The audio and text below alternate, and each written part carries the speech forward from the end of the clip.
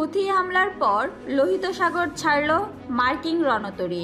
গত সপ্তাহে ইয়েমেনের হুথি বিদ্রোহীদের নো ইউনিটের প্রতিশোধমূলক ক্ষেপণাস্ত্র এবং ড্রোন হামলার শিকার হওয়ার পর লোহিত সাগর ছেড়ে যাচ্ছে মার্কিন বিমান বাহিনীর রণতরী ইউএসএস আব্রাহাম লিঙ্কন।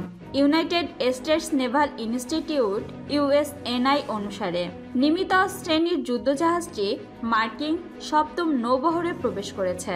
1 বছরেরও বেশি সময়ের মধ্যে মাত্র দ্বিতীয়বারের মতো বাহক ছাড়াই পশ্চিম এশিয়া ত্যাগ করেছে জাহাজটি। শেষবার মার্কিন নৌবাহিনী কোনো ক্যারিয়ার স্ট্রাইক গ্রুপ ছাড়াই এই অঞ্চল ত্যাগ করেছিল জুন মাসে, যখন ইউএসএস ডয়েট ডি আইজেনহাওয়ার ভূমধ্যসাগরে প্রবেশ করেছিল। সে সময় USS Theodore Roosevelt United States Central কমান্ডে প্রবেশ করেছিল। জুন মাসে ইউএসএস থিওডোর রুজভেল্টের আগমন Dwight D Eisenhower carrier strike গ্রুপকে 7 মাস পর পশ্চিম এশিয়া ছেড়ে যাওয়ার অনুমতি দেয়।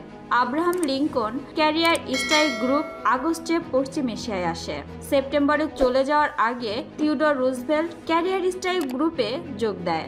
লোহিত সাগর থেকে ইউএসএস আব্রাহাম লিঙ্কনের প্রস্থানের পরে ইয়েমেনি সশস্ত্র বাহিনীর মুখপাত্র একটি বিবৃতিতে জানিয়েছেন, দেশটির নৌ ইউনিটগুলি আমেরিকান এবং ব্রিটিশ আক্রমণের প্রতিশোধ হিসাবে মার্কিন যুদ্ধজাহাজের বিরুদ্ধে 2টি বড় সামরিক অভিযান পরিচালনা করেছে। ব্রিগেডিয়ার জেনারেল ইয়াহিয়া সারি বলেন, প্রথম অভিযানে আরব সাগরে বেশ কয়েকটি ক্রুজ মিসাইল ও ড্রোন দিয়ে আমেরিকান বিমানকে লক্ষ্যবস্তু করা হয়েছিল।